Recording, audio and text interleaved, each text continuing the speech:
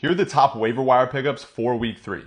At 1, it's Carson Steel. I don't think it's particularly close. Pacheco broke his leg. Highly doubt he comes back this season, or if he does, it's really late in the year.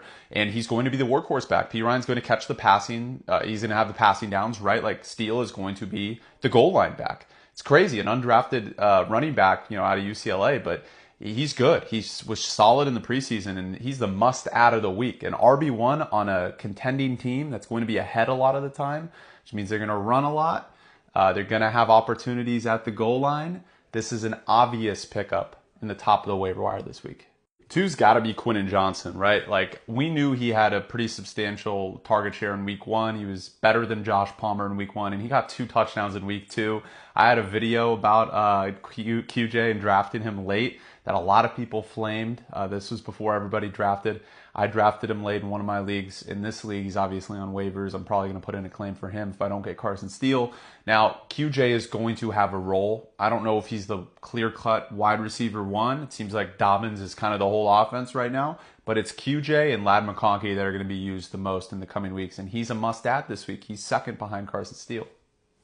3's got to be Braylon Allen, right? I know he has Breece Hall there who might finish as the RB1 or close to it, right? Like a workhorse back. But they utilized Braylon Allen, and he looked really good in the touches that he got. I think they can both work. I'm not saying he's going to put up consistently 11, 12, 13 fantasy points, but he's a guy that is only rostered 7.4% of ESPN fantasy leagues that you can pick up, and worse comes to worse if you need a flex. Like if someone's hurt, like let's say last week Ken Walker got hurt, you didn't have Charbonnet, you could put in Braylon Allen. Or next week, let's say Pacheco isn't in, you don't get Carson Steel, you could put in Braylon Allen. He might get you 7, 8 fantasy points probably at the least, and maybe an upside of 12, 13, which could be the difference in winning your matchup.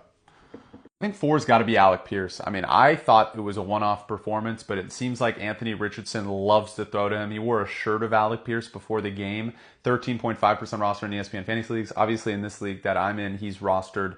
At the end of the day, I think Pierce probably has a role moving forward. This is not an offense that I trust a lot that I've seen so far, but 4th on the waiver wire this week has got to be Alec Pierce.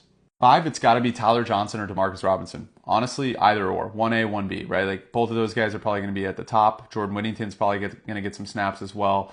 Obviously, they have a run game that they can utilize, but if they're behind, they're going to be passing a lot. Next week, they play the Niners. Maybe they're behind. Maybe these guys get more usage. Only rostered in 12.9% of ESPN fantasy leagues. Didn't have a great week last week, but I do expect Tyler Johnson to be good moving forward. And same thing with Demarcus Robinson, especially if Cooper Kupp, who is in a walking boot, misses substantial time. And of course, Puka Nacua out for 4 weeks as well. And look, we don't know if it's a one-off performance, but Hunter Henry showed out.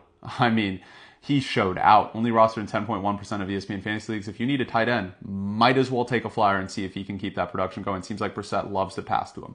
Let me know what you guys think in the comments. Make sure you follow for more content like this.